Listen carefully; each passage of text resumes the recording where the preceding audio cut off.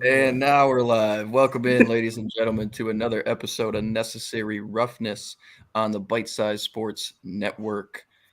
We are back again. It is Tuesday night, so we're talking ball. We're going to talk some of our favorite draft picks from days 1, 2, and 3, and then we'll get into a little bit of Contenders, Pretenders segment on the back end of the show. Now that we have a better idea of how these rosters will look come week 1. So first and foremost, we've got Michael back with us. Nick here as well. Gentlemen, how are we doing tonight? I'm doing well, sir. Doing well. Ready to go. Yes, we are. So the only bit of kind of weird news I wanted to touch on before we get into the nitty-gritty is, Michael, you were talking about this in the Discord today, the Commanders tampering? Yeah. Asking around for anyone who can throw the football, which is, I mean, I follow some Commanders guys on Twitter, and even some national guys have kind of been pumping up Sam Howell. For sure. Retrospectively, a lot. I mean, because a lot of it, he fell further than a lot of people thought he would, all the way to the 5th round. Monster year at UNC. With guys like De'Ami Brown catching the ball for him. Obviously, that backfield was stacked with Michael Carter, Javonte Williams in his junior year. And then he falls all the way to the 5th. Commanders kind of take a flyer on him at that point. I think they liked the value there, and it was just Carson Wentz sitting ahead of him and Taylor Heineke at the time. But now it seems like it's his job to win outside of the draft if they're not able to make a move. So I think a lot of the fan base is kind of getting around to being comfortable with that. The front office might not be quite there. Michael, tell us a little bit about what you heard with that whole story. So I do want to bring up, they did sign Jacoby Brissett, who is like a perfect backup quarterback. Yeah. I mean, he was great as a starter for the Browns until Deshaun Watson came back. Good for the Colts, too. Exactly, yeah. So with this whole story, and I find this hilarious because it was emphasized that the Commanders had talked to every single team possible asking for their quarterback. So that brings up like Aaron Rodgers, which could have happened, that could have made sense. But then calling teams about Josh Allen, Justin Herbert, who they could have taken, Patrick Mahomes. Like, what offer do you even give to Kansas City? If you're Washington, your franchise, your ownership is a nightmare. Your stadium's falling apart. There's no chance that any player is going to want to play for you if they're that high caliber. So, like, if you as an organization are thinking, all right, well, we don't have anybody. We have this Sam Howell kid who a lot of people had graded as like a late 1st rounder. Yeah. But you think, all right, you know what? We got nothing else to lose, and we're definitely going to get caught for tampering by somebody. Turns out it's Jim Irsay. But they just call everybody, and then they call Andrew Luck. Like, where do they call Phillip Rivers? Do they call RG3? Like, where does the line for people that can throw a football in Washington? Yeah, man, it's weird. I mean, and I can't even imagine there is a Godfather offer for a Mahomes, a Josh Allen, guys like that. So that's hilarious that it was every team. Every team. And yeah, where they get caught is trying to get Andrew Luck back into the NFL, which is still contractually not possible because of the way he left the league while under contract with the Colts. And so obviously that first tier, I think they were just throwing shit at a wall and seeing what might stick. But While we're on the subject, let's talk about like a few quarterbacks they might have been able to get their hands on and might still that would push Howell for a starting job. Um, outside of that real upper echelon of guys, I think they were in on Lamar at one point or another. Um, I think that they could have been in on Rodgers at one point or another. Yeah. Obviously, he had so much autonomy over the entire trade, the negotiations, the wish list, and all that. My screen froze in an unflattering spot. Am I frozen for you? You are. Okay, sweet. I might have to jump out and back in a second, but I'll finish my thought.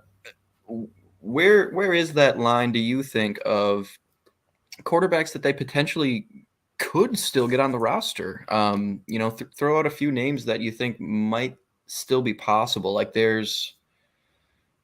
obviously Lamar's back. There's guys on the lower end, like, they could go get a lower end backup, but they've sort of got that in Jacoby Brissett. They could take a flyer on a young guy like Davis Mills or Jordan Love.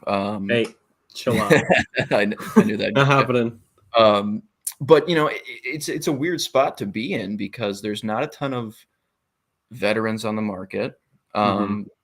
The QB market's been so weird. I mean, we've seen like guys like Baker Mayfield and Sam Darnold changing teams, sort of being the cream of the crop in the quarterback market. Who do you guys feel like they could potentially make an offer for before the season starts here? I mean, you bring up Davis Mills, and I think that's a pretty good line for guys to bring in. He is young. Obviously, he's being replaced by CJ Stroud now. So I think Davis Mills is probably like the perfect choice in this scenario. However, I don't think that makes a lot of sense because you already have somebody young that could probably play way better than Davis Mills. So yeah, I mean, John already brought him up, but that's the first player that comes to mind for me. Davis. Yeah, I mean, Davis was a guy that like came in the league, and I think a lot of people just didn't even know who the heck he was. And then he kind of made it, right? He was like, who even is that? Like, and then he kind of made a name for himself a little bit just because he was starting for an NFL team. Yeah, exactly. Like if you're a starter for for an NFL team, like people are going to at least a little bit. And he wasn't like horrible. I thought he was like a decent option for Houston after losing Watson, and and then they obviously go in another direction now with CJ. So, for Washington, they've had this problem for a long time. Obviously, the last like competent quarterback they've had, in my opinion, is Kirk Cousins. So yeah, they've been needing something there at the QB1 position for a long time. Eric Bieniemy's coming in. He needs to help somebody become more than what he is, because that's kind of what he does. And yeah, I don't think Davis Mills would be such a bad option. I saw they were also trying to pester Tennessee and try to get Tannehill. So yeah, either way, I think Tennessee should move on from Tannehill, so that wouldn't be a horrible of course. option. Yeah, but I just think that either way, they should be going for a franchise guy here, not like a guy like Davis Mills or Tannehill anyway. Yeah, exactly. If you're going to trade for somebody, make it worth it. Don't just make it a guy that's going to be the guy until you find your next guy. Correct. And yeah, Tannehill's way past that era. We've seen what he is, and he's up there in age. Davis Mills, like I said, is just he's also young, just like Sam Howell. Just keep Sam Howell. Exactly. So yeah, John, now that you're back, did you have any other thoughts on that? No, I mean, you're right. It's a real tough spot for them to be in if they don't feel confident in Sam Howell. It seems like their only course is to kind of just see what they've got. And play this year out that way. The roster is fine. Honestly, it's not a bad roster. No. The defensive talent is probably top 10 in a vacuum. hasn't always performed that way, hasn't always stayed healthy. Deron Payne comes back on big money. He and Jonathan Allen have got to be the best defensive tackle duo in the league. Sweat and Young, if they're able to stay healthy, that front four is a problem. But I don't know if they're quite there with the rest of the roster to start playing Chris Ballard ball and go get a Ryan Tannehill and see if that gets them to the playoffs, gets them over the edge. You know, and just kind of keep recycling these ailing veterans. I think this has got to be a year where you assess Sam Howell. I think his ceiling's higher than Taylor Heineke, and he's started plenty of games for them. So at this point, I think you kind of take the bird in the hand and see what you've got this year. But you know, it's it's a disadvantageous spot, especially when you don't even know if your team name's going to stick. You know, let's just see what happens this year. I will say there is one young guy, not named Davis Mills or Sam Howell, that I'd like them to look into, just with the draft just happening, and it's a Titans player, but it's not Ryan Tannehill. Malik Willis is potentially not going to make the 53. Tennessee doesn't carry 3 QBs, and you know, Riverboat Ron was over there in Carolina when Cam Newton was over there. So I'm not saying Malik Willis is Cam Newton by any means, but he shouldn't have touched the field at all last year, but he was forced to. And he has a lot of potential as an athlete. So if he gets cut, if I'm Washington, I'm signing Malik Willis. Even if you keep him on a practice squad and just let him get better if he can. And then Jacoby Brissett, I think he's there on like a 1 or a 2 year deal. So I think that'd be something to maybe watch for. I like that one. You know, and you're right. He probably should have been incubated all last year. For sure. Especially if his leash was going to be that short and you're going to go grab Josh Dobbs for your He's a rocket scientist. Yeah, that was a goofy way to go. And you're right. He might not make the 53. So I would be all for that if I'm a Washington fan, just to mix it up a little bit. And then in that case, you know, say Sam Howell goes down. You could go Jacoby Brissett and keep your floor relatively medium high.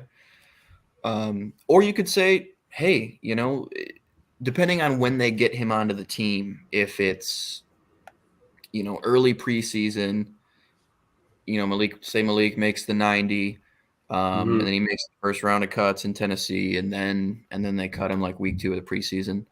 That might be a little late, but if you just give him a little bit of time to get acclimated, get his hands on the playbook for a few weeks, if Howell goes down, then yeah, you might be able to raise your ceiling a little bit with Malik under center, just with the dynamism he brings with his legs. He's obviously got a cannon.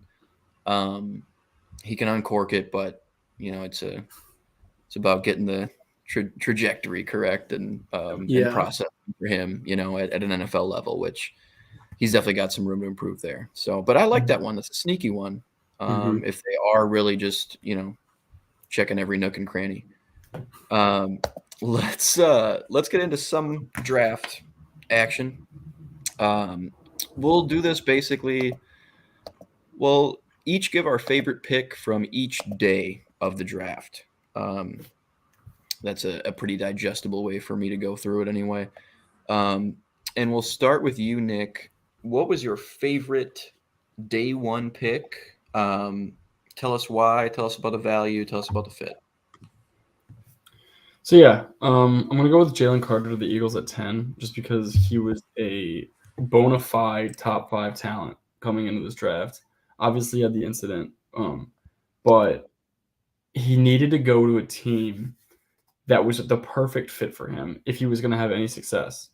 That's not saying that he couldn't have gone to a team that, you know, might have not been, as perfect as Philly and still had some success down the road. But I think that going to a team that has so many of his kind of Georgia Bulldogs on it, especially, in this draft, as they took mostly Georgia Bulldogs, and they still had 2 of them, from last year. I think that he goes into that situation in Philly. He's like, he knows the guys, he knows the system. They basically run the same system that Georgia does. And the guys are going to help him, kind of just not worry. Like they're going to have his back. They're not going to be like, you did that thing, you might be, like a live wire. We can't trust you. You might be a locker room problem. They know the guy, and I'm sure they sympathize with him because they're really close with him. So, college guys, they last forever. So, friend wise. So I think that going to a situation like Philadelphia, it's just a perfect fit for him to go in. It's already a really successful defense. They're so incredible in the trenches. Going up against those offensive linemen every day in practice. It's like it basically it's iron sharpens iron. Diamonds make diamonds better. So I think that Jalen Carter going to the Eagles, it was a steal for Philly to be able to pick him up there and just to pair him with all those other Georgia Bulldogs and that incredible defense going against that offensive line in practice every day. He's going to be a star like within the first 2 seasons.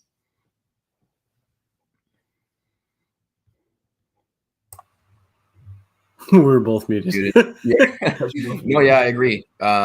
Joining guys from last year and Jordan Davis and Kobe Dean, those guys can say, hey, man, we played in the Super Bowl last year. Yep. This works, just fall in line. That's what we did. And they didn't even get a ton of playing time early on. Obviously sitting behind some awesome players in the front 7. Kobe Dean should see plenty of field this year. And Jordan Davis, if he stays healthy, I think will as well with the departure of Javon Hargrave at the top. It's still guys like Fletcher Cox, Brandon Graham as leaders there. And then the leader of that Georgia defense for the last 2 seasons was Nolan Smith, and they got him too. Yeah, I think so. So, from a mentorship standpoint, from a fraternal standpoint, he knows these guys. He's gone to battle with these guys. They drafted Keely Ringo in the 4th as well. They traded for DeAndre Swift. The Philly Bulldogs. The Philadelphia Bulldogs issue this year. So I like that one a lot. Michael, who you got for day one? I brought him up pre-show, and I will refer to him as the same title here. My sweet prince, Anthony Richardson. I think, the Colts have been a dumpster fire of a roulette of quarterbacks ever since Andrew Luck randomly retired. So for them to finally get a young guy, now granted he's not polished, he's not, he doesn't have the QB ability that a Bryce Young has, but he is a hell of an athlete that has shown that he can play quarterback. He needs a little bit of time.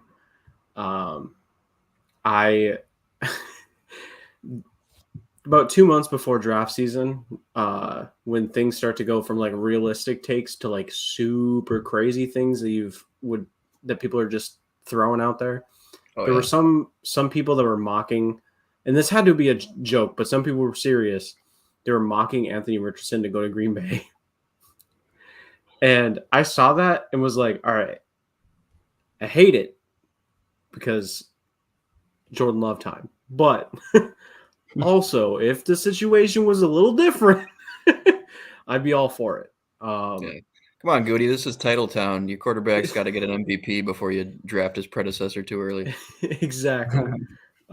So I think hopefully with having Shane Steichen in Indianapolis now, or Spikeman as Gronk calls him, hopefully, coming over for Philly, he's going to have Gardner Minshew, who was just in Philly with him. So he's going to have somebody that knows the system. Gardner Minshew's fun as hell. He loves being a mentor. He's like, I'm here to do whatever is asked. I'm here to wear denim, have a mustache, and throw a pigskin around. He Yeah. Gardner Minshew's awesome, so I think he's going to be a great mentor for Anthony Richardson. Hopefully Shane Steichen has what it takes to be a head coach, and Anthony Richardson turns into what he could definitely be with how much of an athlete that guy is. Yeah. Yeah, and this is finally kind of, for Colts fans, this is finally a turning of the page. Yes. I mean, outside of Sam Elslinger, this is the first young quarterback they've taken since their luck ran out in, I think it was 2017, a few years back anyway. 18, 19. Close. We're close. Yeah. They'll tell us in the It comments. was 18 was the last time they were in the playoffs, but they kind of got bombshelled by Kansas City. So And that was I don't know. Rivers. Rivers was 2020. Rivers was 2020 and 2021. Yeah. Brissett that year? I think. Whatever. Yeah. But yeah, finally sent us some new life there. A new young quarterback to get behind, and I love it for our buddy Kev. I love it for our friends Meg and Chris that we used to do some work with as well. So I'm stoked for that franchise. I've always been a little partial to the Colts. That's kind of been one of my AFC teams I've been soft on, just because I was a Manning guy in the Manning Brady era. I was always like, come on, get him. Same here. You know, so I'm glad that that organization's kind of turning over a new leaf and has a really exciting quarterback prospect to get behind now. Mine is more boring than both of yours, I'd say. But I like Mozzie Smith to the Dallas Cowboys. Wow. And it's taken me a little while to get there, just because it's a team that, and I mentioned this on our live stream when we were live for the draft. I said this is a team that, since Dan Quinn got there and started calling the defense, they've ran such light boxes. They've, and I just mean by weight. I don't mean light personnel in the box. I mean Osa Odigizua at 285 at D tackle, playing a shade nose at times. DeMarcus Lawrence playing 3 to 5 tech in their odd fronts. DeMarcus Walker, they would have Dante Fowler rushing the B gaps at certain times, and it just didn't seem to fit what they were trying to do. But maybe that was only based on their personnel at the time, and maybe now they've got a true nose tackle who can play, anywhere from a zero technique all the way to the inside shoulder of the tackle and be really effective, particularly on first and second downs. And I think what he'll give them is the ability to, from a personnel standpoint this time, stay in these light boxes, stay in too high safety formations, and still be able to stop the run.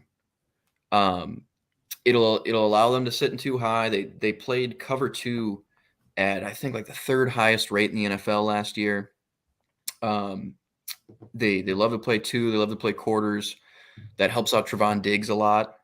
Allows him to sort of sink in the flat, keep zone eyes on the quarterback, and jump balls and get those interceptions. And it keeps him out of man coverage, keeps him from coming across the field. And so when they're able to stay in a too high shell, and you've got Mozzie Smith in the box who's able to 2-gap, now all of a sudden you're not compromised by being in this light personnel. You're not going to get run all over because you've only got 6 in the box, and your safeties are going to be late to fill. So I think it gives them a lot more flexibility in that department, frankly. And you wouldn't think that would be the case with a traditional nose tackle in today's NFL. But the nose tackle's coming back for different reasons. It's not low in the box, playing him right over the center. It's getting a guy who can who can eat up gaps like that and eat blocks. So you're able to play lighter on the back end and play the pass from a formational standpoint, while still being serviceable against the run. So that was a curveball for me when I saw the pick. But yeah, the more I think about it, I'm like, all right, yeah. He's drawn. I cannot remember who said this, but he's drawn some DJ Reader comparisons with his play strength. He's got crazy flexibility for a guy his size. He'll round out his pass rush repertoire, but he's got great burst off the line. He's able to penetrate at a high level, and I mean, just an absolute freak athlete. 6'3", 330. He's going to help them out a lot. For day 2, and I like the Cowboys draft a lot in general, by the way. Day 2 is where it gets a little interesting. Round 2 and 3. Nick, who did you cherry pick here that you want to tell the people about a little bit? And let us know down in the comments too. Who'd you like in round 1? Who's your favorite team's favorite pick? And we'll talk about that as well. All right, so for round 2, obviously, like, as a Bills fan, I loved Osiris Torrance in the second round. It was incredible to get him just because he was supposed to be a round 1 pick. But I won't talk about him just because I talk about him too much. I will, in fact, however, go with I'm going to go with Michael Mayer to the Raiders because I also saw him as a potential round 1 guy. It was between him and, Dalton Kincaid for being that top tight end. However, then we see Sam Laporta go to the Lions before Meyer. So he's the 3rd tight end drafted. And I was just like, really? A lot of people were, upset about him not going, in the first round, before both guys. So I think it's a steal. I think when guys that are, valued really highly and then, kind of drop and kind of get disrespected, they play with a chip on their shoulder. It's a little tough to play with a chip on your shoulder in Vegas this season in particular, but I think that he will, have a decent career to I mean, I don't know what I'm talking about, like a good career. He'll be like a Pro Bowl tight end because he's gonna think like, all right, guys, like you really didn't draft me in the first round. You let me slide. Then you took Sam Laporta over me too. I think that he's gonna play with a little bit more intensity than he could have if he was like a top 15 pick. I think that he's gonna do really well for Vegas. Granted they get the right stuff around him. Yeah, with you there. Had to replace Darren Waller at a certain point. Just traded to the Giants. Michael, who you got for day 2 standout for you? Well, this pick hurts me to say because Detroit traded with Green Bay and made this pick. And Mr. Brian Branch. Yeah. He was by most the best safety in this class, if not by most, if not all. And he fell out of the first, and every single Packers fan was like, we're getting Brian Branch in the second. We're going to do it. And then, I don't know, Gutekunst and the Lions GM are just tight, I guess. And made the trade. And yeah, I mean, it's a great pick. Like positional value, and especially like going into that secondary where you're going to have several like guys around you. It's really like the perfect place for Brian Branch to go. I feel like they have too many good safeties now. Not too many, but like Kirby Joseph is still young and he played good last year. They got CJ Gardner-Johnson. They still have Tracy Walker, like who I know he's healthy. Yep. Yeah. So they have as many safeties as they want to play with, and I'm sure Dan Campbell's amped about that. But yeah, getting him day 2 when he was projected to go like top 20 is crazy. I think it's a great pick by Detroit.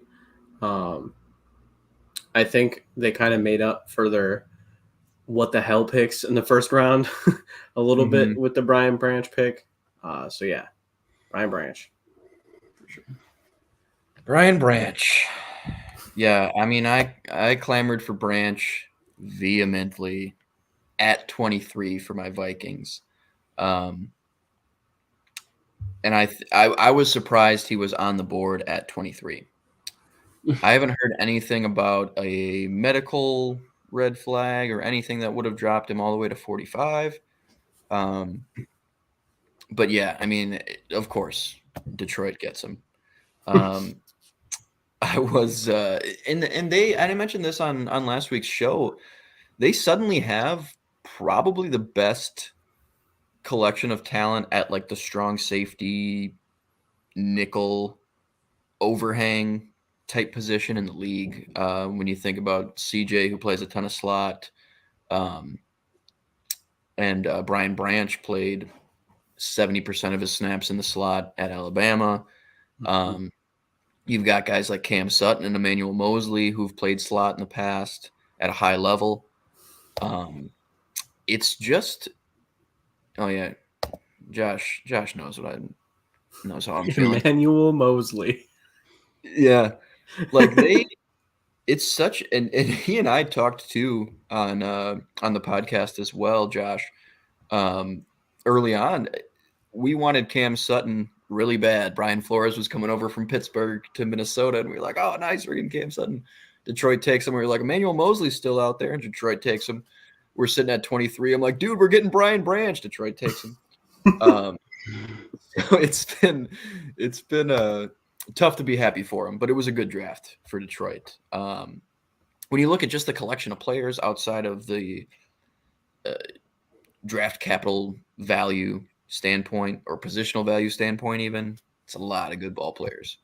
So I'm pissed, but I like that pick. That's a good selection. I'm glad we shouted him out. I'm pretty torn between two day two guys. But I'm going to go with Keanu Benton to the Steelers. And I know, another trenches, boring one for me. But it's a guy who I didn't think would fall that far either. He's a guy who had some first round buzz, falls all the way to, what was it overall? 53, I want to say. 49. And I mean, and they got Joey Porter on in the second round as well. But what he'll be able to bring to this defense, just from I think he's a 3-down defensive lineman. You know, I don't think he needs to come off the field for them. He's drawn some Cam Hayward comparisons, coincidentally, and I think he does bring very similar juice rushing from the inside. He can stop the run at a pretty high level. And that's a guy who I liked for the Vikings as well. He's a guy I was looking at pre-draft as I was going through some of my studies. He's a guy I really liked on tape. He kicked the shit out of John Michael Schmidt's Gopher center. You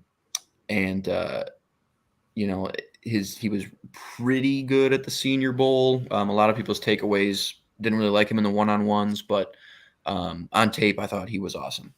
So I think that was a great get. The only other one I wanted to mention day two is Sidney Brown, another Eagles pick from that Illinois secondary. Played alongside Kirby Joseph last year. Was with Devin Witherspoon and Jartavius Martin this year. And that secondary was awesome. But he's a guy who kind of replaces C.J. Gardner-Johnson. They didn't go and re-sign him. Sidney Brown's a 5'11", 210 type of safety, very similar build to C.J. G.J. Can play the slot, can play the strong side safety, can play a little like dime linebacker on passing downs potentially, with how aggressive he plays and the size he brings. So I like that one a lot as well. Eagles killed it. Let's talk a little bit of day three, and then we'll get into contender or pretender. Now this one's a little bit more fun. We've got 4 rounds to play with. We'll have to dig a little bit deeper. But who are the guys that stood out to you? Nick, we'll start with you once again. Okay. Yeah. as you said, it's a little tougher when it comes to this because there's so many, but there's somebody that really, really stuck out to me. And it's, as you said, Dallas had an incredible draft, in my opinion. And we talked about them needing to have an incredible draft if they're going to compete with Philly. The problem is Philly had a maybe even better draft, right? Right? It was like, damn, well, they both had a really good draft. So DeMarvion Overshone from Texas, the linebacker, just an absolutely solid pick. I'd had him on my board in the second round.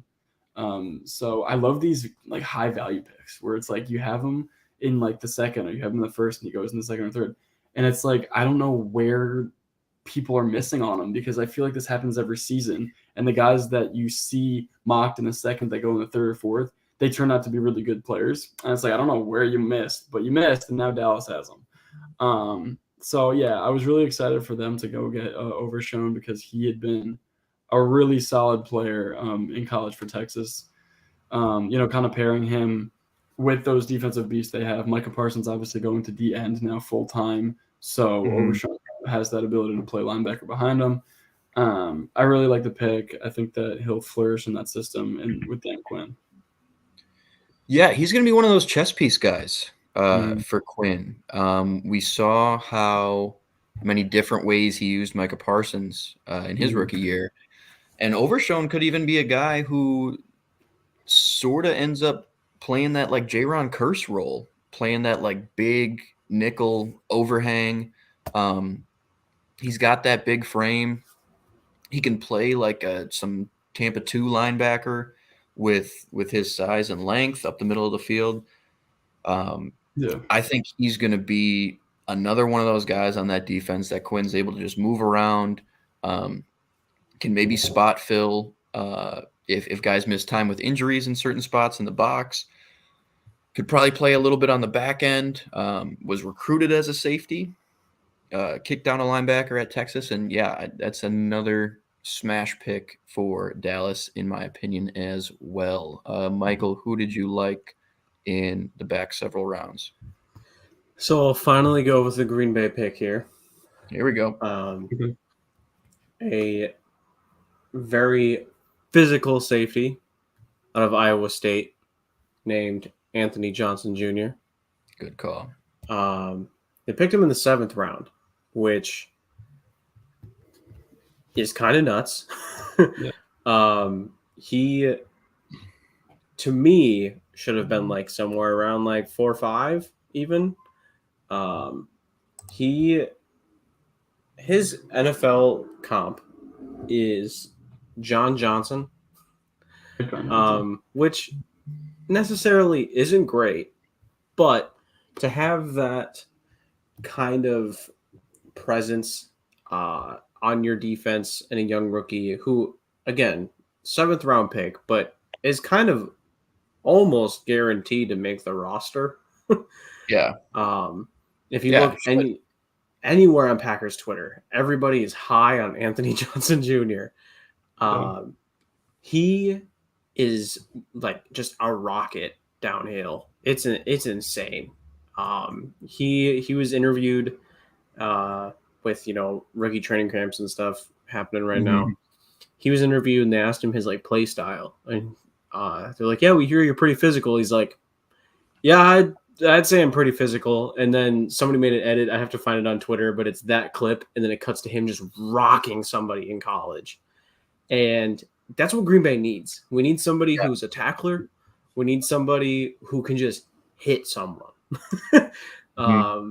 I've watched Darnell Savage just miss some of the worst tackles ever. So he played well in the slot last year. Darnell did. So if we can have Darnell in the slot, Jair outside,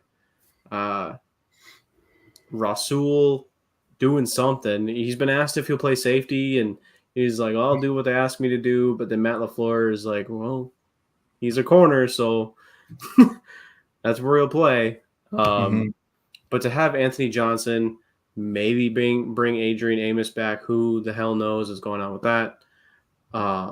But to have that secondary, that good young secondary, I mean, Russell's not that young, but Jair, Eric Stokes, Anthony Johnson, and then Darnell in the slot, even though Darnell's probably not going to be around for much longer unless he just absolutely kicks it up. But yeah, I think it was a home run pick for Green Bay to take Anthony Johnson in the 7th. Yeah, I like that one. Definitely a physical, downhill kind of safety.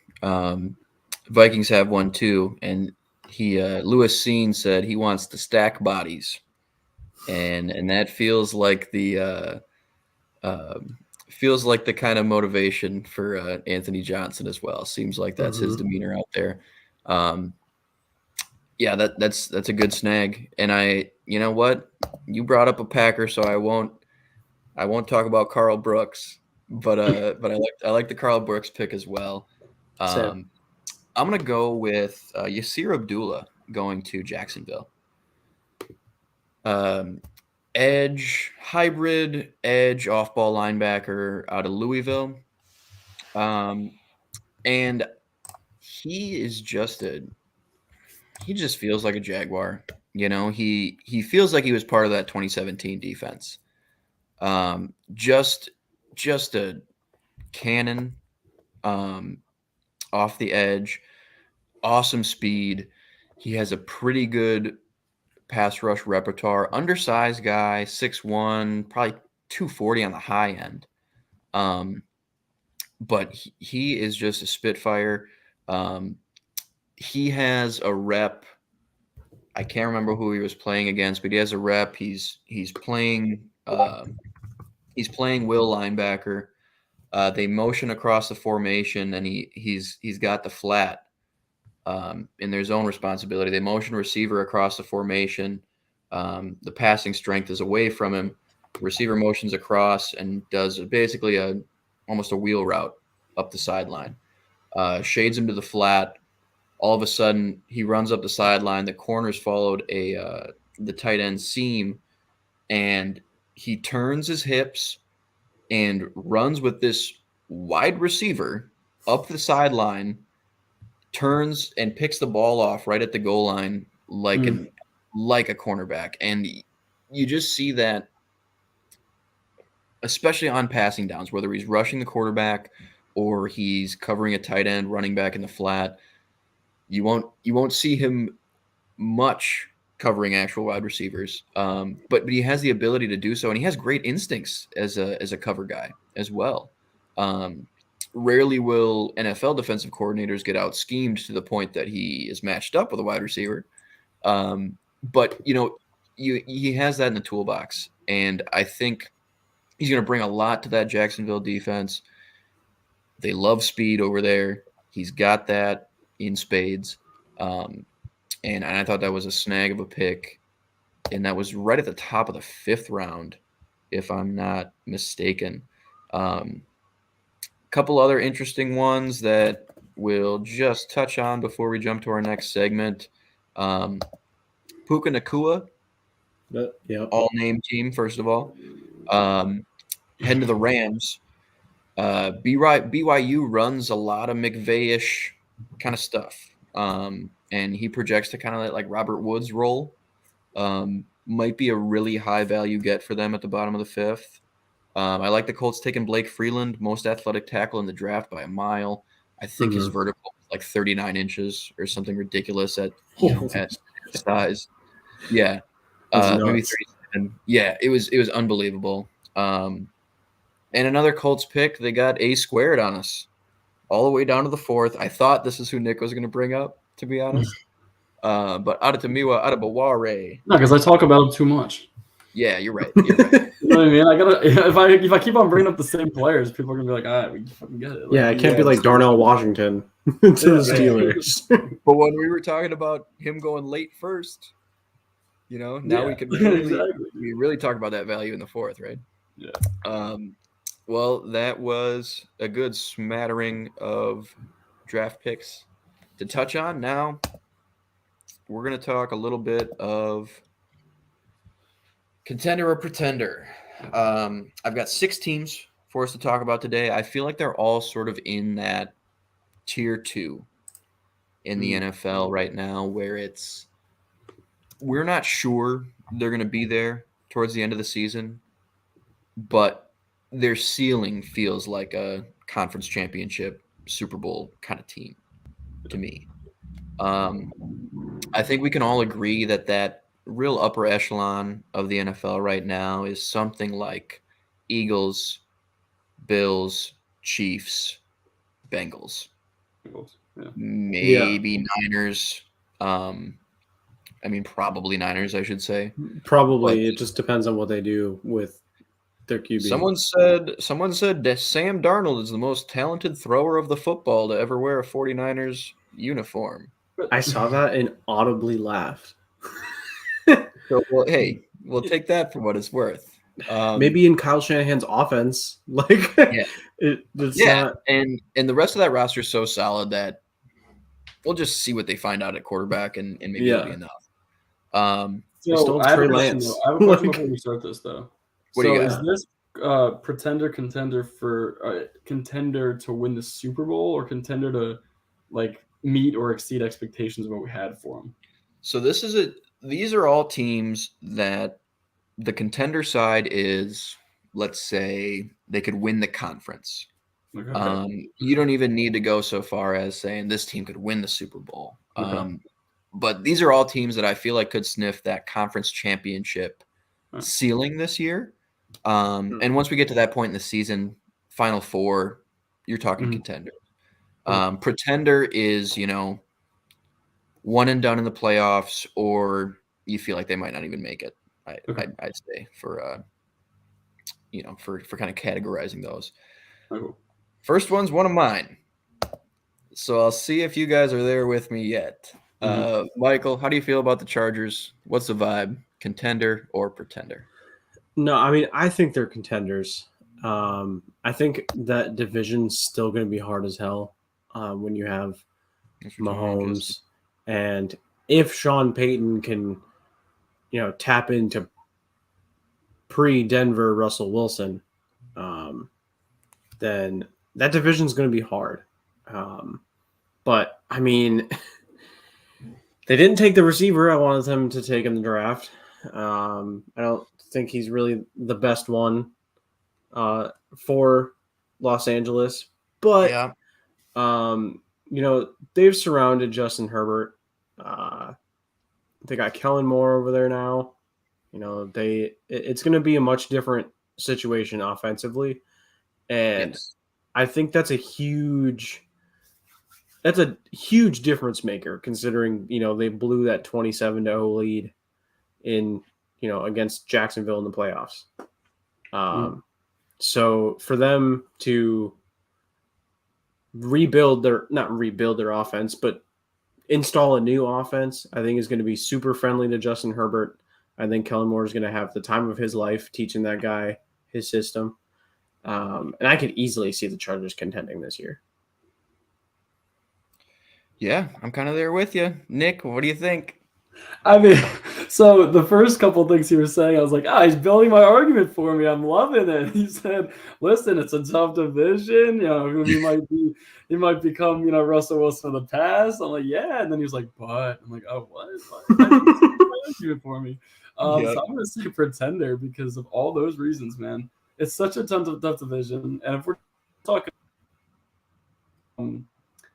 there's just too many beasts. Sorry. I mean, I still have the Chiefs as the best team in football. I still have my Bills and Bengals or Bengals and Bills behind that, So if the Chargers are fourth or fifth, I mean, it's going to be a really tough way, path to the championship game and then to win it. I mean, I just don't think that in the first year of Kellen Moore being there, they're going to just light the world on fire. I still, as you said, Mike, they picked the wrong receiver. They could have had. They didn't do that. So, I think that they're a really, really solid team, and they kind of just the whole 27-0 thing. I think that they were the better team that day. I just think that it kind of got to them, the fact that they were up so much, and they were like, "Oh my God, guys, we're going to win a playoff game," and then they kind of just went the wrong way. I think they were better though. If they played again, I think they'd win. The Chargers are a really good team, but if we're talking AFC Championship, I think there's at least four teams that are better already. So yeah, so I'm gonna say pretender on this one, but still a 10 to 11 win team. Mm-hmm. For sure. Yeah, you've got the big bad wolf in the same division, Yeah. which is, a tough hurdle to get over for sure. But I'm going to stick to my guns a little bit on this one. I'm going to say Contender. I really do think that this could be a year that they figure it out. I feel like Brandon Staley was getting there from a defensive play calling point of view on the back end of last year. And overall, they've improved across the board. And Yeah.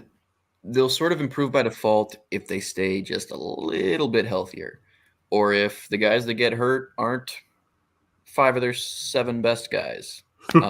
We talked about For that real. a few shows ago as well. So I think they're really in the conversation with Kansas City, with Buffalo, with Cincinnati, if that's the case. So I feel like their ceiling is right there. The Chargers might charger again.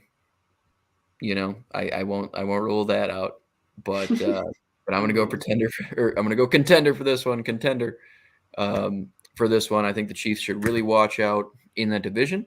And if they get there and they get hot, I think it could be an issue in the AFC. So contender there.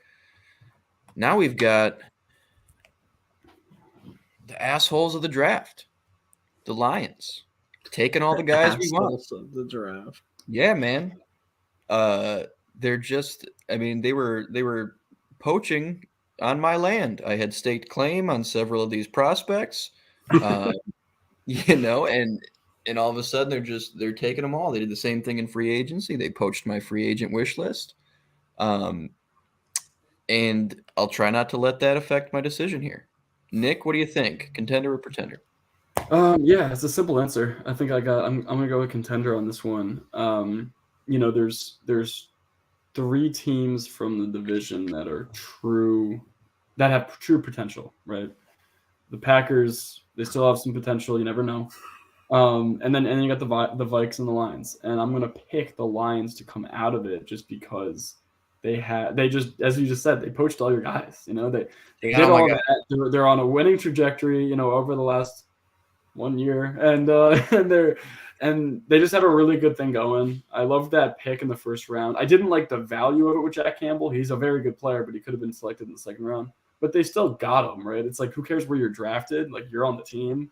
So at the end of the day, ultimately, I think that I'm going to take the Lions over the Vikes and the Packers. So if they're going to win the division, they're going to have to win the championship, or the NFC championship. We'll get to it, and that's what we're talking about. So they've been on a winning trajectory. They have a good, really, really solid culture. Jared Goff's gotten the Super Bowl before. He has that, proof. Like, I've done it before.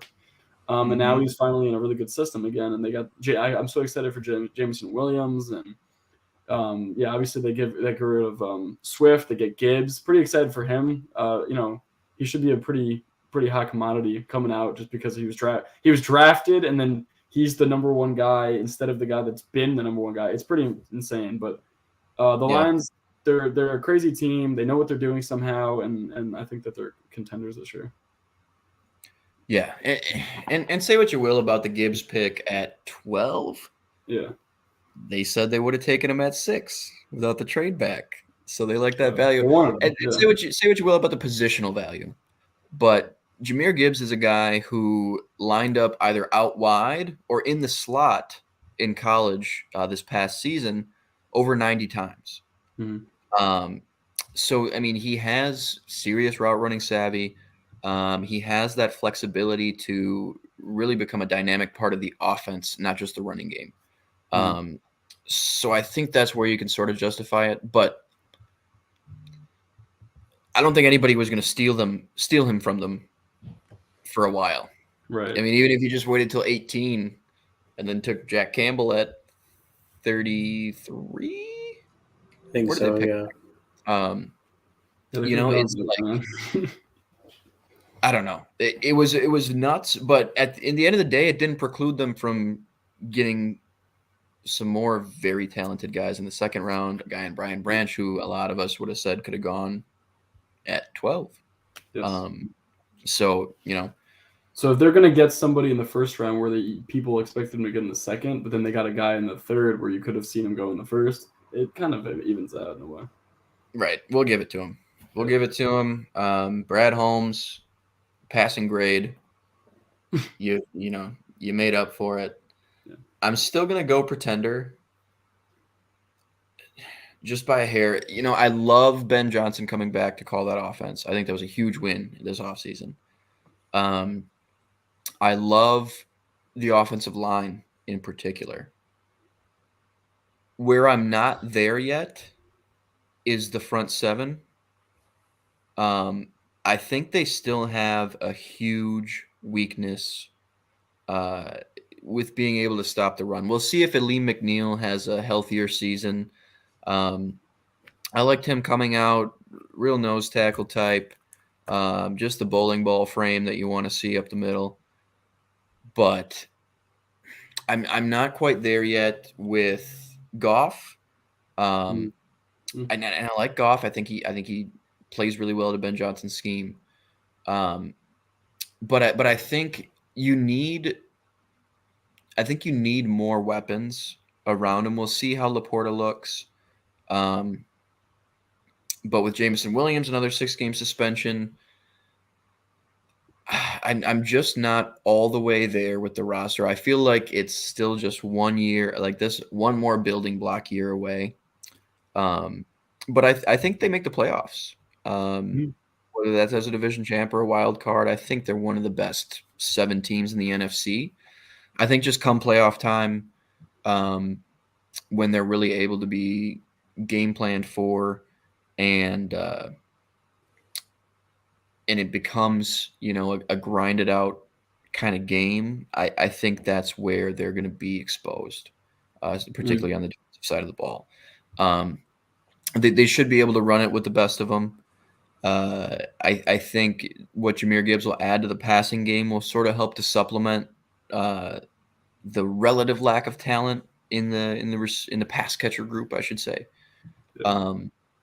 But I think their playoff ceiling is a little lower than their regular season ceiling, if that makes sense. I think once you get to January, it doesn't feel like a roster that's going to be cut out for it.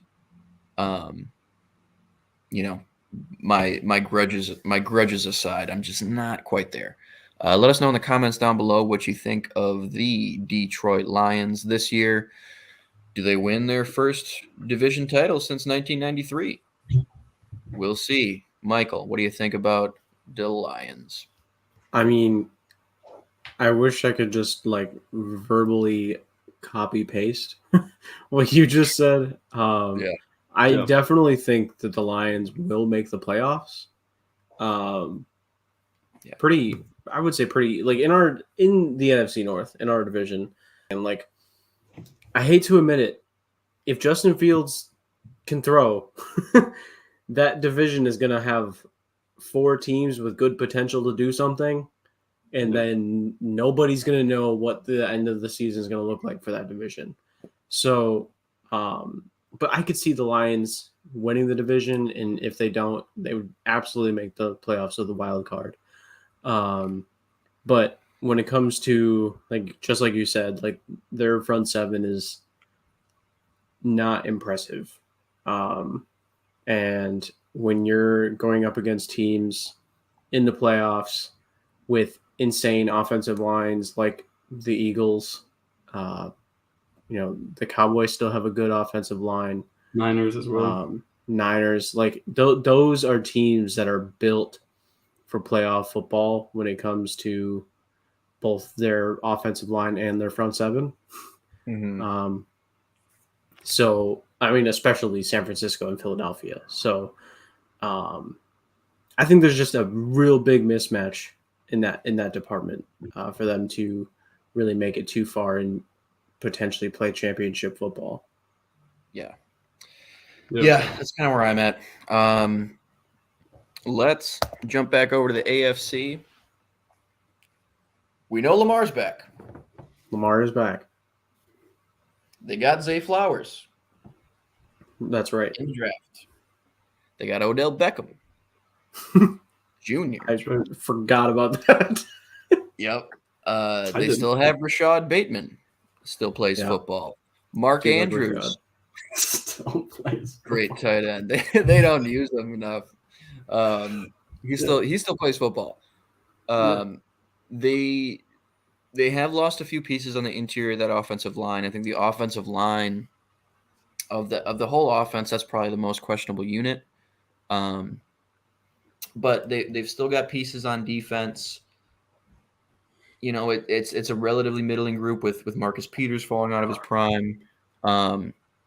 You've got Marcus Williams and Kyle Hamilton on the back end, which is an awesome safety duo. You know, I don't think I'm there yet, especially when you think about the AFC.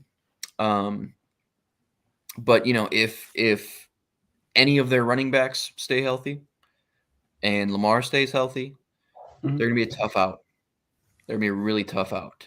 I don't see their ceiling as high as I feel like there are 5 AFC teams with higher ceilings. And it might be 6 when you think about Bills, Chiefs, Bengals. I would put the Chargers there. I would put the Jets with a higher ceiling than the Ravens. So good to hear that. It gets difficult, right? That conference is loaded, which is a tough caveat to have in this conversation. But when we talk NFC teams, it's a much different conversation than when we talk AFC teams about reaching the conference championship, you know? So that's kind of where I'm at with the Ravens. Do you guys have any other thoughts on them? Anybody there with them? Anybody thinking contender? I mean, you just kind of made my argument for me. The AFC is crazy loaded. With having the Bills and Jets, and the Dolphins could still be very good. There's 3 teams in the AFC East that could manage to make the playoffs. So the chances of Baltimore making the playoffs with having Cincinnati, I don't think the Browns or Steelers are going to make the playoffs, if I'm being honest. Out of those two, don't count the Steelers out. Out of those two, I'd pick Pittsburgh. They'll be over 500. I'll always count Deshaun Watson out, but so I don't want to say pretenders makes it sound like they're not good. The Ravens, if everybody is healthy, if Lamar plays a full season, if Mark Andrews plays a full season, and or not Mark Andrews, he's fine. If Rashad Bateman plays a full season, then yeah, I think that's a totally different story than last year. But I still that conference is insane. So it's really hard to see them going to a conference championship or even a Super Bowl when they have so many teams to go up against outside of their division. The Bengals alone are a tough task for them sometimes.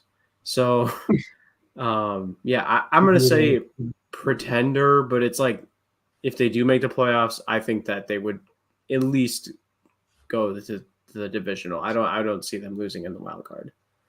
Yeah, if they get there, it kind of means they're on a roll, and it's working. So yeah, I have a tough time getting all the way there, but I think I'm kind of with you. Nick, what are your thoughts on both?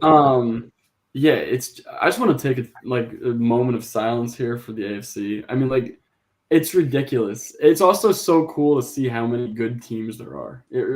As we know, right? There's the top 3.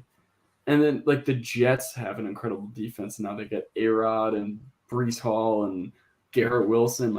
Okay, so they have stuff going on. And Tua over there in Miami and Tyreek and Jalen Waddle. Them healthy, it's an electric team. And the Chargers and the Ravens. It's almost for a second I thought I forgot the Bengals were even in their division. So I was like, oh wait, well if they can get by, the Steelers, and then I was like, oh no, they can't. No, they can't get the thing. There's a juggernaut. I wanted to say contenders so bad. I wanted to say contenders so bad, but I think that the first year of Odell being there and the first year of Zay Flowers being there, it's tough because and then is Rashad Bateman some kind of seasoned veteran? No, like he's hardly played. So you got two really young guys, and then Odell, who's trying to just make a name for himself again because he's been out of the league not out of the league with the ACL for a year. Played really well with the Rams. We don't really know what to expect. So it's like with so much competition in this conference, yeah, I see them being there within like the other teams, like 9 to 11 wins. But no, I'm not sold on them being contenders. So I'm definitely going to go with pretenders on this one. Yeah, with you there. All right, let's jump to the Dallas Cowboys. This is one I'm really interested to hear your guys' thoughts on. NFC's kind of wide open. They got Philly in the division.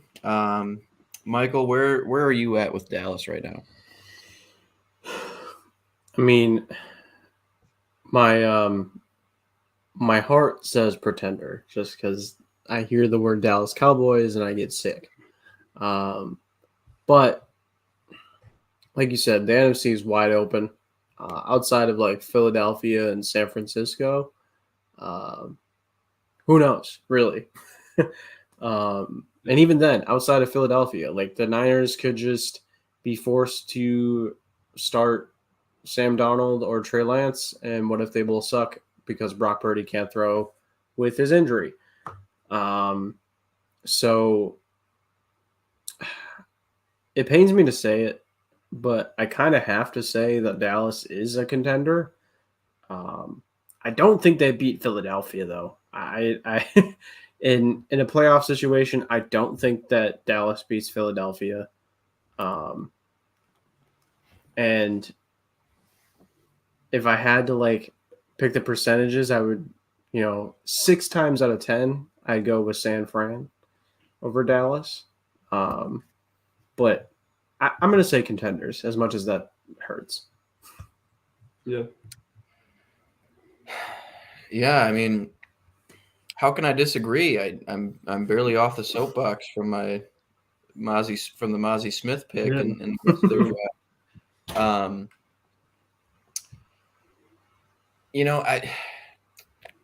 You're right. I don't like them in a matchup with Philly or San Fran in the divisional or the conference championship game. But I think when you look at the landscape of the NFC, this is a top 5 team in the NFC for sure. Once we hit January, it's lose and you're done. In a single elimination playoffs, anything can happen. And, I think, especially on the defensive side, I really like their personnel. When you add Brandon Cooks to the mix on the offensive side, suddenly you have a really good trio of wide receivers. Luke Schoonemaker will be pretty serviceable at tight end as well. Yeah, Tony Pollard will be getting bell cow carries this year. Deuce Vaughn. Vaughn. I got to push the agenda. I have to. I have to bring that up for day 3. Deuce Vaughn, drafted by his father. Yeah. Short King, 5'5". Short King would have went a lot higher if it weren't for his size. He's got some of the best footwork in the draft. It's going to be a good team. I'm going contender as well. Sort of with the caveat of I don't like their matchup against Philly or San Fran necessarily once we get there. Nick, you with us, or are you kind of? Yeah, no, I'm with you because I just think that San Fran, the quarterbacks, they're so unlucky. This team should be Super Bowl champs like every year, but they're not because the quarterback situation. A lot of teams have nothing but a quarterback, or they have nothing and then they got a quarterback. They have everything except they don't have a quarterback. It's tough. It's tough to see, right? It's like, why can't they just get somebody and then they could just be Super Bowl champs? But it's just not happened that way. And I think that this season's going to be kind of, I don't want to say a lost year, but the quarterback situation is going to kind of let Dallas sneak in, over them, weirdly. And it's going to be like, it's going to feel weird because it's like San Fran's a better team, but they're hurt, and they're always hurt. And yeah, I just think that Dak kind of feels the pressure here, and he kind of rises up. He has to. If he doesn't, then he's kind of like on the out looking at. So yeah, I have Dallas as a contender. As you said, they're a top 5 team in the NFC. If you're a top 5 team, that means that you should be in the divisional at least. And in that case, they should be a contender. I think if Dallas is a pretender, if we're wrong, I don't know if Mike McCarthy lasts too much longer in Dallas. No, because then it'll be the same thing every year. Yeah. And I don't know how long Dak would be in Dallas. I think Jerry Jones, in his ancient age, is getting tired of not winning anything anymore. So he might just play some Moneyball type situation, or draft day, I should say, like the Rams, and just say, screw the picks. Like, give me whoever I want. I want to win a Super Bowl before I'm gone. So I think if we're wrong and the Cowboys are a pretender, then I think there's going to be some changes made in Dallas. Yeah, they, from vibes aside, superstitions aside, this is a good football team. For sure. Bring vibes back into play. Bring superstitions back into play. Mid-team. Bring recent history back into play. They're probably going to fuck it up. It's tough. Exactly. Yeah. Right. But I think, again, with the landscape of the NFC, everything's sort of in their favor outside of the absolute juggernaut that's in Philly right now. Far and away. I mean, I think everybody would be surprised or assume something terrible happened to somebody important if we don't see the Eagles come out of the NFC. Oh, for sure. In the AFC, I think there are 4 teams where if you told somebody right now, hey, this team wins the AFC in 10 months, you'd be like, yeah, maybe, probably, sure. You say anybody but the Eagles right now, everybody would be like, get out of here. It's gonna. They're so loaded. Compared to the rest. Better. They got better in the offseason. It's unbelievable. We have 2 more, just for the sake of not ending with my Vikings. We're gonna bring them up right here. Now, this is a team that, and this is why this conversation is a little goofy. If they were in the AFC, I wouldn't think it's a playoff team. Just right now.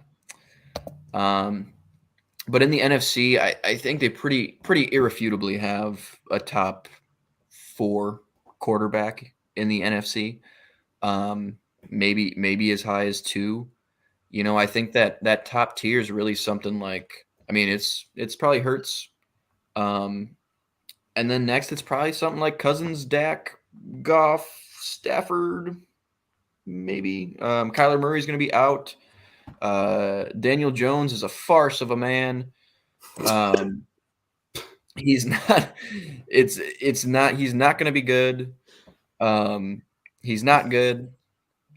Vanilla Vic, man, come on. I'm sick of it. I'm sick of it with Daniel Jones. But the offensive ceiling, and this is why I feel differently about the Vikings than the Lions.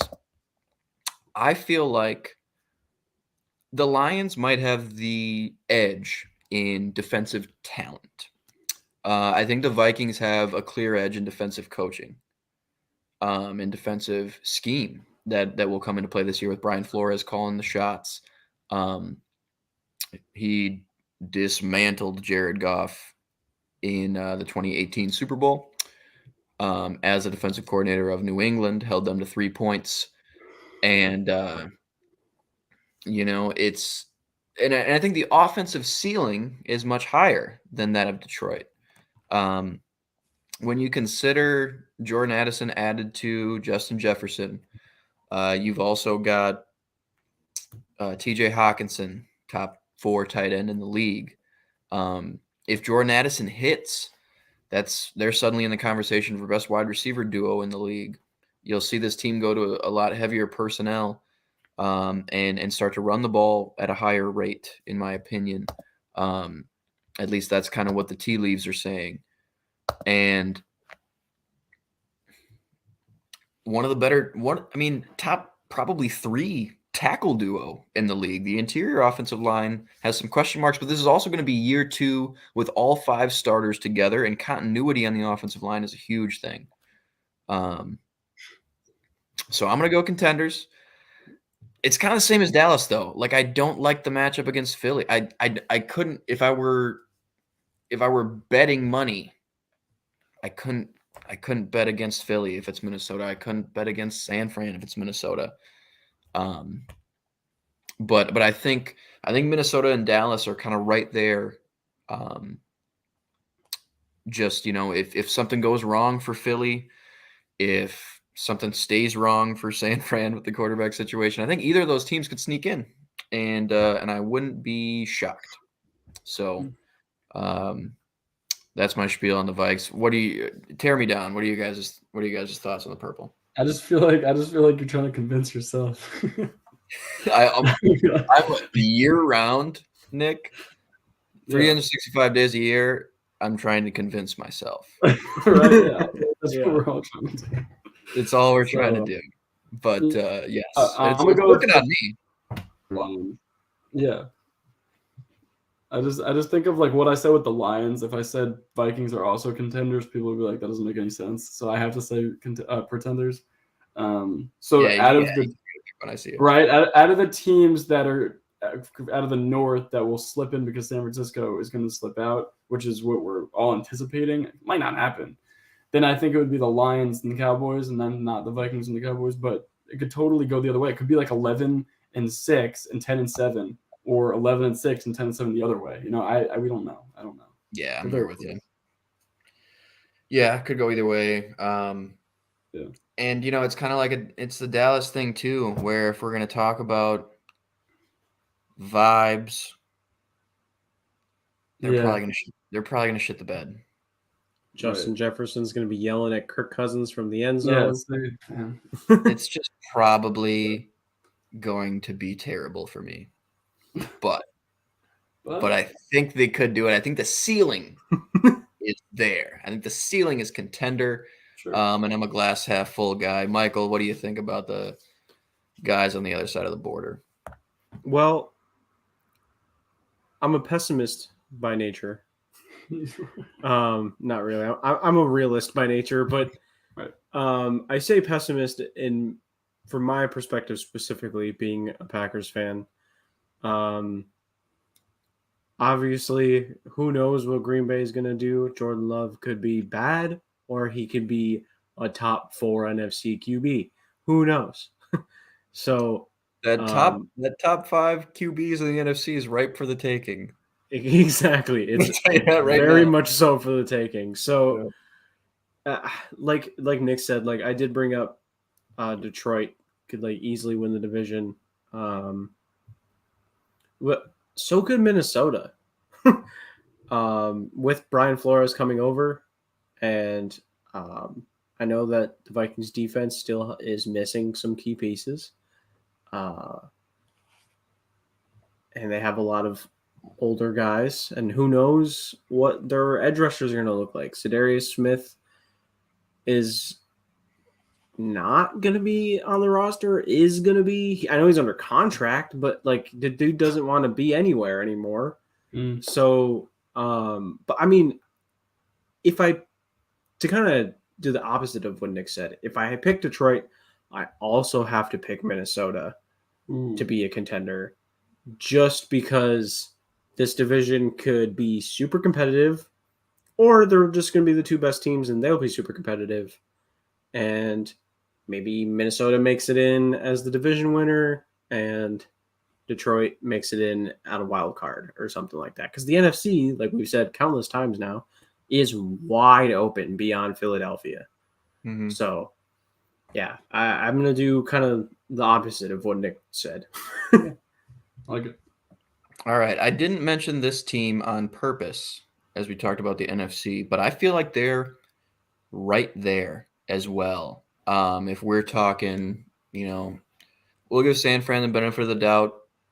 We'll think Shanahan will figure it out one way or the other. Eagles, Niners up top. I think that next tier might be these 4 teams: Dallas, Minnesota, Detroit, and the Seattle Seahawks. Absolutely. Another just sick draft. This is a team that, with Geno Smith sort of having this resurgence, it came at the perfect time for this team when you consider that they've had these 2. I mean, this one's unproven to this point. They've had these 2 awesome draft classes back to back, where you're not pressured to move up for a quarterback. You're not sacrificing capital to move up for a franchise quarterback. You have a guy with whom you feel pretty comfortable under center. You feel like he can get you close. And if you're able to round out the rest of the roster, maybe he's enough to get you over the hump. And all they've done since Geno took over is smash and hit home runs on just about every pick. I mean, you talk about last year, they drafted 2 starting offensive tackles last year that panned out. Charles Cross and Abraham Lucas, left and right. They looked awesome for rookies at tackle. You've got some interior offensive line questions, sure. But then you talk about Noah Fant. You talk about this, all of a sudden, this trio at wide receiver that is up there with the best in the league. It's up there with the Jamar Chase, T. Higgins, Tyler Boyd trio for sure, especially if JSN is anything like we think he might be. DK Metcalf, Tyler Lockett, and JSN is just a great assembly of weapons. It's awesome. And then, I mean, Seattle can't help themselves but to take a running back every year in the draft. But they got a good one in Zach Charbonnet out of UCLA, who will probably split carries with Kenneth Walker. They've parted ways with Rashad Penny. They keep that position youthful and cheap, and they're able to invest in other areas. I liked the Draymond Jones signing. They'll still need to address some of the interior defensive line issues. I think they have similar deficiencies to Detroit in that regard. They were really exposed on the defensive side in terms of being able to stop the run. Last year, 49ers just beat the shit out of them in their second meeting. All they had to do was run, and it was up and down the field all day. But I mean, even a guy like Derek Hall joining that edge room that already features Darrell Taylor, Boye Mafe, Chenna Nwosu, Bobby Wagner's back. It's Tariq Woolen and Devon Witherspoon is your cornerback duo with Kobe Bryant behind them. Like, it's a potentially the top 3-4 safety duo in the league with Diggs and Adams. I mean, I'm really high on this team. And I think I'm going to say contender as well. It's especially if Geno is close to on par with last season. And I don't expect a sharp decline for him at all. It's going to be the same system, better weapons around him, or at least a more complete assembly of weapons around him, an improved offensive line. He had 2 rookie tackles last year, and he led the league in completion percentage. And the defense is vastly improved, in my opinion, as well. So I'm going to go contender. I'm pretty high on the Seahawks right now. Do you guys feel the same? Yeah. Absolutely. I feel the exact same way. Yeah. I said the other day, or a couple of shows ago, I said that when it was actually last show, I said that they had the best draft out of any team. So if I'm going to say that and then say they're not contenders, that's just just so blasphemy. I definitely think that they are. The top guy in completion, and then you got all of this bought around him, and one of the best cornerbacks that they could have gotten, they get him, right? And then, still the all-pro, ability of Jamal Adams, and Bobby Wagner took a little vacation in LA. He's back. I love what they have. I really do. Like, Pete Carroll's one of the best coaches in football. If this team isn't contending this season, I don't know what's going on, because they need to be competing. They're going to be like a 10 to 12 win team. And if they're a 10 to 12 win team, especially in that division, they could easily win this division. They can do it. So, I took them to win the division. I think there's I think they will. Fewer question marks around this team than almost any other team in the NFC outside of Philly. Maybe Dallas, but it's just such a well-rounded roster. They filled all the holes they had over the last 2 seasons, in my opinion. Poona Ford is gone. I think Buffalo, it's still Poona Ford, baby. Love Poona Ford. I think it's still a concern up the middle. It's still a concern up the middle. On the defensive side, but that's the only thing I see with them. And outside of that, I think the ceiling's high on the offensive side. They've got playmakers on the defensive side of the football too, outside of that defensive front. So I'm there with Seattle. I think we talked about probably 4 playoff teams in the NFC, one way or the other. And we'll see where the chips fall from there. So that will do it for us. Thank you to everybody who joined us in the comments and stayed tuned for this show. You can check out the rest of the programs we've got on this Bite Size Sports Network the rest of the week. On Wednesdays, we've got Another Damn Fantasy Podcast with Trevor Steinbacher and Dan Portillo. It'll be Friday this week that we have The Bounce. I'll be on there with James and Kev, talking a little hoops, little playoff basketball action. And going forward, this will be the place. You'll find somebody on this network nerding out about something just about every day of the week. So comment, subscribe, hit that bell, turn the notifications on so you never miss a live show or a video drop. And any parting thoughts, gentlemen, before we sign off here? Thanks for having us. Poona Ford's him, and have a great week. Philly Bulldogs. Him. Yeah. Lions suck. All right. Thanks, guys. That's all of them. We'll see you next week. Peace.